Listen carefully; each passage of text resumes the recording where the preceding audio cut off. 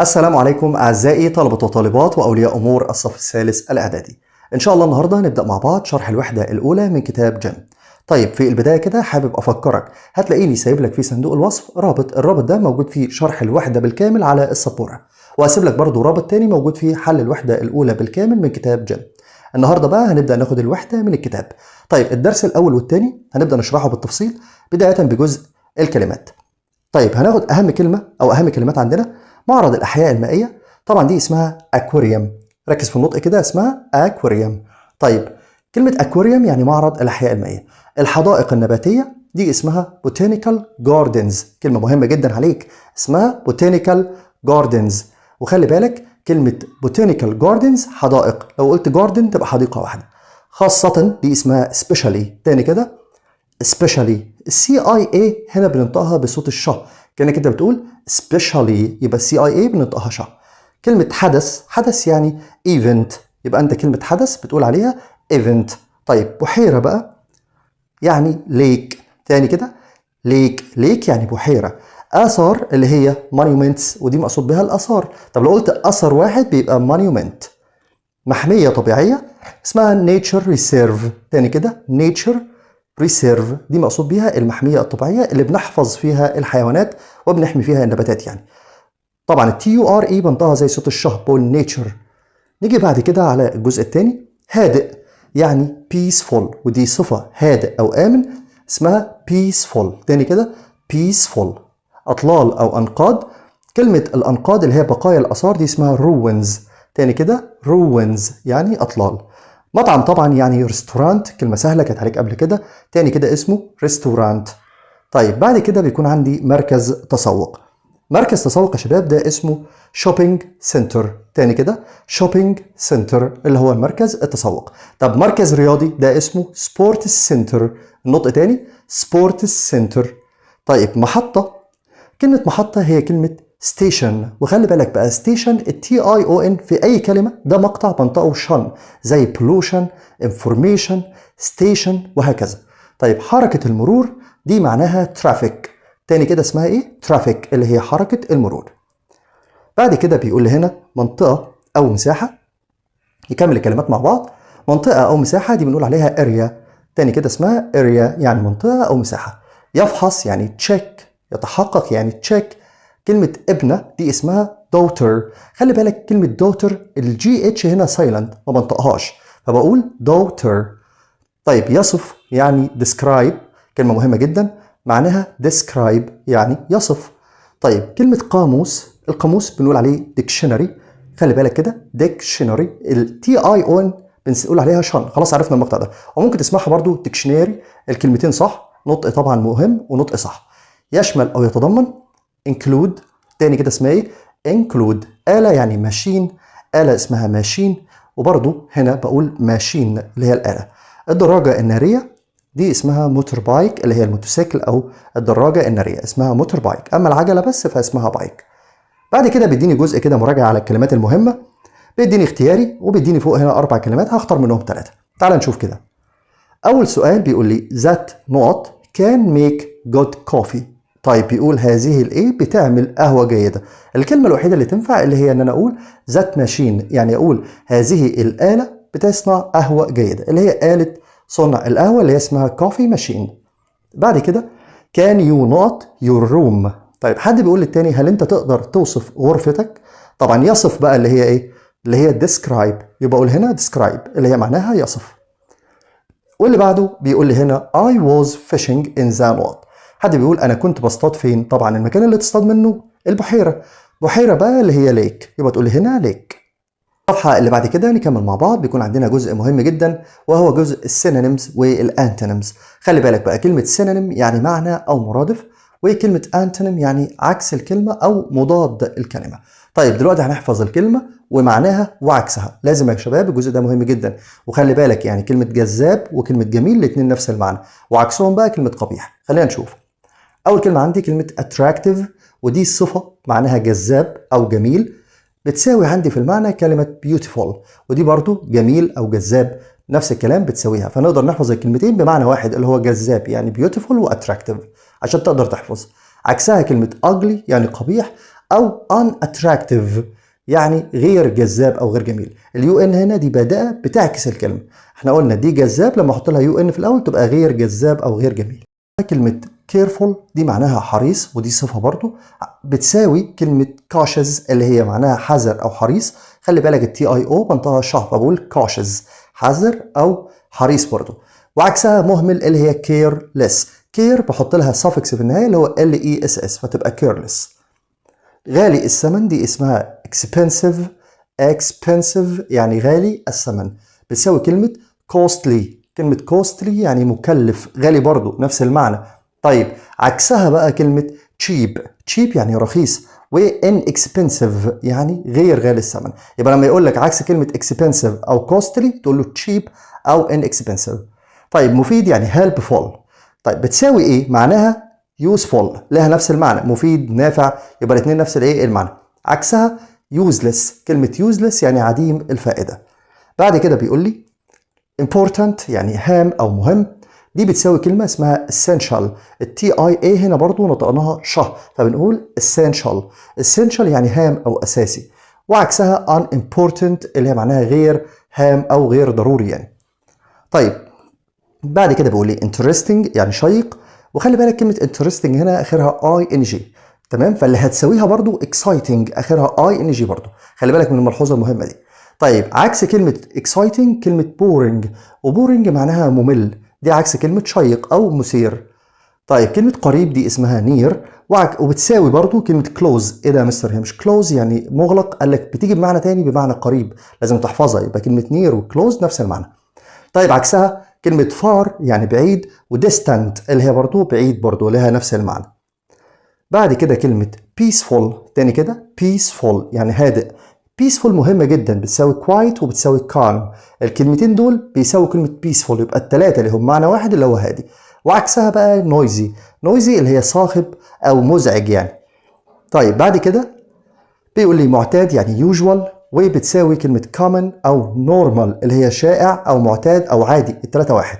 وعكسها unusual، سهلة كده بنحط لها بداءة ونقول unusual اللي هي معناها غير معتاد.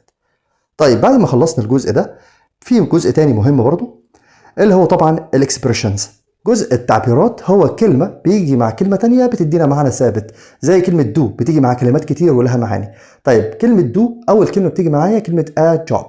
do a job يعني يؤدي وظيفة، do a job. طيب كلمة go straight on. go straight on يذهب مباشرة إلى، يمشي بشكل مستقيم. خلي بالك برضو straight الجي اتش سايلنت. بعد كده take turns يعني يتبادل الأدوار. take turns يتبادل الأدوار.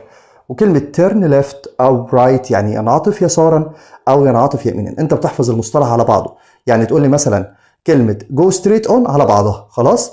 طيب جزء البريبوزيشن اللي هو حروف الجر مهم جدا طبعا. أول كلمة عندي كلمة يقارن اللي هي كلمة compare. كلمة compare بيجي معاها حرف جر اسمه with، عايز أقول يقارن ب فبقول compare with. طيب يكتشف بقى دي اسمها find out. تاني كده find out يعني يكتشف. مهتم بيه دي اسمها interested in. interested in دي معناها مهتم بيه، مهتم بالحاجة دي يعني، مهمة جدا طبعا. متأخر على يعني late for، يبقى كلمة late بيجي معاها حرف الجر for، فأقول late for أحفظها على بعضها. على الناصية دي اسمها on the corner. تاني مهمة جدا دي on the corner. طيب يجري عبر أو يجري خلال دي اسمها run through. run through خلي بالك التي اتش نطقناها زي حرف الس، والجي اتش هنا سايلنت ما بنطقهاش خالص. بعد كده عندنا بقى جزء مهم جدا وهو جزء تصريفات الأفعال. طيب خلي بالك بقى الجزء ده هتلاقي مذكرة في صندوق الوصف، وهتلاقي فيديو ازاي تقدر تحفظ تصريفات الأفعال بكل سهولة كنا نزلناه قبل كده. طيب هو هنا بيقول لي عندي 3 أشكال من التصريفات. أول شكل اللي هو البريزنت يعني المضارع، يعني الفعل في المصدر يا شباب اللي هو البريزنت. أما الباست سيمبل ده الماضي البسيط بقى، الشكل الماضي منه يعني اللي هو التصريف الثاني. والباست بارتيسيبل ده التصريف الثالث، وده بستخدمه في المضارع التام وفي الباسيف في المبني المجهول. طيب أول كلمة عندي كلمة build يعني يبني، الماضي منها built، والتصريف الثالث built آخرها تي. تاني كده بقى أحفظ إزاي build built built. give يعني يعطي، الماضي منها gave، والتصريف الثالث بقول given. طيب خلي بالك بتقول give gave given. بعد كده put يضع، التصريف الثاني منها put والتصريف الثالث اللي هي put، فبتقول put. وثالث حاجة كلمة win يعني يفوز، التصريف الثاني منها اللي هي one اللي هي الماضي، وخلي بالك بتتنطق one كأنك بتقول كده كلمة one اللي هي رقم واحد يعني، والتصريف الثالث برضو one. طيب هنا برضو بيديني 3 أسئلة مهمين على حروف الجر والتعبيرات. نبدأ مع بعض زي ما اتعودنا. بيقول لي في السؤال الأول I am interested not reading so I always go to the library. طيب بيقول أنا كنت مهتم بالقراءة، عايز يقول كده يعني عشان كده بروح المكتبة كتير. طيب مهتم بيه بقى حد فاكر؟ طبعا اسمها interested in، عشان كده مهم تحفظ حروف الجر. السؤال الثاني بيقول لي my teacher advised me not to be late not my lesson again. هنا بيقول ان مدرسي نصحني ان انا يعني ما اتاخرش عن الدرس مره اخرى. طيب كلمه ليت اصلا بيجي معاها حرف الجر فور، فانت لازم تبقى حافظه بقى ليت فور يتاخر على. السؤال اللي بعده بيقول لي هنا I can not many jobs at home. انا اقدر اعمل وظائف كتير من البيت. طيب كلمه jobs بيجي معاها do، فرقم 3 هنا هنقول do jobs يؤدي وظيفه يعني. الصفحه اللي بعد كده بتبدا معايا بجزء مهم جدا وهو جزء الديفينيشنز التعريفات.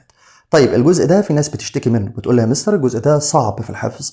يا جماعه بص الجزء ده مش مطلوب منك انك تحفظه، انت بس ان شاء الله تفهم معايا اللي انا هقوله لك دلوقتي، مش هتحتاج حاجه في الجزئيه دي. الجزء ده بسيط جدا محتاج منك انك تفهم. ركز بقى معايا، هدي لك كل كلمه والتعريف بتاعها وهشرحه لك شرح تفصيلي هتخليك ان شاء الله تطلع حافظ الكلمات دي. اول كلمه مهمه اللي هي كلمه اكواريوم. اكواريوم اللي هي معرض الاحياء المائيه. تعال بقى نشوف تعريفه. بيقول لي المعرض ده هو a place يعني مكان where you can see تقدر تشوف فيه beautiful fish أسماك جميلة. خلي بالك بقى احنا هناخد كلمة fish اللي هي معناها الأسماك دي، طبعا انت حافظها. المكان اللي بيكون فيه سمك ده بنسميه الأكواريوم. يبقى أنا هعلمها كده كلمة معرض أحياء مائية لازم يكون فيه أسماك جميلة. خلاص يا رجالة؟ يبقى إيه هو المكان اللي بشوف فيه beautiful fish. كلمة بانك دي مقصود بها البنك. البنك بقى اللي هو a place مكان where you can borrow and save money. خلي بالك من التعريف ده، المكان اللي بتقدر تستلف او توفر فيه الفلوس، تستلف منه فلوس او توفر فلوس. طيب كلمة بقى تستلف فلوس دي خاصة بمين؟ بالبنك. botanical garden يعني ايه بقى botanical garden؟ حديقة نباتية. تعال نشوف كده. بيقول لك هي a place مكان برضو where people can see trees and other interesting plants. ايه التعريف الجميل ده؟ المكان اللي الناس تقدر تشوف فيه tree. يعني ايه trees؟ يعني اشجار. يبقى انا اعلمها كده الحديقه النباتيه لازم يكون فيها اشجار وبلانتس. يبقى انا كده عرفت تعريف البوتانيكال جاردن، هو المكان اللي فيه شجر ونباتات. كورنر، ايه هو الكورنر؟ الناصيه او الزاويه. ده عباره عن place where two roads meet. خلي بالك بقى بيقول لك المكان اللي بيتقابل فيه طريقين، تقاطع الطريقين ده بنسميه اللي هو الكورنر اللي هو الناصيه او الزاويه اللي هو مكان التقاء الطريقين. ليك يعني بحيرة، وهي عبارة عن large area منطقة كبيرة of water with the land around it. خلي بالك بيقول لك البحيرة دي هي عبارة عن مكان كبير، المكان ده بيكون فيه water. أهم حاجة بقى إن هو محاط باليابسة. خلاص يعني إيه كلمة يابسة؟ يعني land، يبقى مية حواليها land من كل الاتجاهات. اللي بعده library اللي هي المكتبة، وتعالى بقى نشوف تعريفها. بيقول لي هي place مكان where you can borrow and read book. طيب بيقول المكان اللي انت بتقدر تستعير وتقرأ فيه الكتب. يبقى انا هعلم المكتبة بايه يا رجالة؟ بالحاجة اللي هقرأ فيها البوكس الكتاب. خلاص يبقى مكان بستعير او اقرأ فيه الكتاب ده المكتبة. طيب بعد كده بيقول لي monument اللي هي معناها اثر. ايه هو الاثر؟ بيقول لك something شيء that people build to remind us of an important person or event. تعال نفهم كده. بيقول حاجة الناس بيبنوها، كلمة remind us علشان يفكرونا بحدث مهم او شخص مهم، زي تمثال مثلا او معبد، يبقى ده اسمه مونيمنت اثر. خلاص كده عشان نفتكر بيه حاجه مهمه لما نشوفها. سبورتس سنتر اللي هو المركز الرياضي، ده هو بليس مكان where you can play volleyball او تنس and other sports. يعني المكان بقى اللي بنقدر نلعب فيه رياضه زي رياضه كره الطايره او التنس او اي رياضه اخرى. خلي بالك سبورتس سنتر ده بيميزه انه فيه رياضات. بعد كده كلمة straight on. straight الجي اتش سايلنت. straight on معناها سر بشكل مستقيم، امشي يعني على طول. in a forward direction not left or right. بقول لك اتبع الاتجاه المستقيم ده، ما تحودش بقى ولا يمين ولا شمال. طيب بعد كده كلمة traffic. traffic يعني حركة المرور. هي cars واللورز والموتور بايكس etc that use a road. بيقول هي بقى العربيات والعربيات النقل والموتوسيكلات واي حاجه بتستخدم الطريق، دي بنسميها ترافيك اللي هي حركه المرور. وبعد كده عندي turn left او turn right اللي هي معناها انعطف يسارا او يمينا. دي يا شباب هي move او drive or go to the left or the right. يعني ايه الكلام ده؟ يعني اتحرك او امشي في اتجاه اليمين او الشمال. خلاص؟ طيب بعد التعريفات عندنا جزء مهم جدا، جزء جديد عليك اللي هو السافكس والبريفكس. يعني ايه بقى كلمه سافكس؟ السافكس هي لاحقه. يعني ايه لاحقه؟ حروف بتوضع في اخر الكلمه زي الاف يو ال كده، بتحول بقى الكلمه دي تغير وظيفتها. يعني الكلمه دي لو اسم مثلا تتحول لصفه، لو فعل بتتحول لصفه. طب الكلام ده هيلزمنا قوي؟ طبعا مهم انك تعرفه، ولكن مطلوب منك في الجزء ده تحفظ الكلمه. يعني كلمه رعايه يعني كير، تحفظها لي بقى. ودي ناون، حرف الان ده معناه ان ده اسم. طيب كلمه كير دي بقى لما احط لها اف يو ال في الاخر بتتحول الى صفه اللي هي كلمه كيرفول. كيرفول كلمه جديده عليا، صفه لازم احفظها بمعنى حريص او حذر. ما تعتمدش على فهمك للمعلومه، لازم تحفظ يعني ايه كلمه كيرفول ويعني ايه كلمه كير. دي معناها رعايه، اما دي معناها حريص او حذر. لازم تحفظ الكلمات دي يا شباب لان ده مهم جدا. انت مع الوقت هتلاقي نفسك فاهم. هيلب يعني يساعد، بتحط لها اف يو ال بتحفظها هيلبفول على بعضها مساعد، وانت اصلا هتبقى عارف ان الاف يو ال دي سافكس. بيس يعني سلام، ودي ناون اسم برضو، بتحط لها اف يو ال في الاخر فتبقى بيسفول، معناها طبعا هادئ او امن، ودي الصفه منها. طيب يوز ده فعل، خلي بالك معناه يستخدم، بحط له اف يو ال بيتحول الى يوسفول اللي هو مفيد، بيتحول الى صفه. يبقى الاف يو ال يا شباب بتحول الفعل او الاسم لصفه، وتحفظ بقى الاربع كلمات دول. خلاص؟ تاني سافكس اللي هو اي سي اي ال. الاي سي اي ال بتحول الاسم الى صفه. خلينا نشوف كده. بوتاني يعني علم النبات، بيتحط له سي اي ال في الاخر فتبقى بوتانيكال يعني نباتي، زي بوتانيكال جاردن الحديقه النباتيه. طيب هيستوري معناها تاريخ، دي اسم، بحط لها في الاخر سي اي ال والواي بتحول الاي فتبقى هيستوريكال اللي هي معناها تاريخي، ودي صفه. طيب عندنا بقى الاي او ان، ده مقطع مهم جدا، بيحول الفعل الفيرب الى ناون، بيحول الفعل لاسم. خلي بالك اول حاجه اهو بناخدها تتحول الى اسم. الاي او ان زي كلمه بوليوت يلوث، بتتحول الى الاسم منها اللي هو بولوشن. يعني ايه بولوشن؟ يعني التلوث نفسه. بعد كده اتراكت يعني يجذب، بتحط لها اي في اي في الاخر فبتتحول الى اتراكتيف اللي هي الصفه اللي هي جذاب. احنا كده خدنا كام سافكس؟ خدنا 4: اف يو ال، اي سي ال، اي او ان، اي في اي. بعد كده نكمل مع بعض. بيكون عندنا البريفكس اللي هي البادئه. البادئه بقى حروف بحطها في اول الكلمه. لاحظ كده هو مديني بادئه اللي هي يو ان وعامل وراها شرطه، معنى كده ان الكلمه هتيجي بعدها. يبقى البريفكس بتبقى حروف في الاول. هناخد برضو الكلمه والوظيفه اللي بتتحول لها الكلمه بعد ما يدخل عليها البادئه. طيب خلينا نشوف اول كلمه عندي وهي كلمه اتراكتيف. كلمه اتراكتيف يعني جذاب، هنحط لها بادئه اللي هي اليو ان.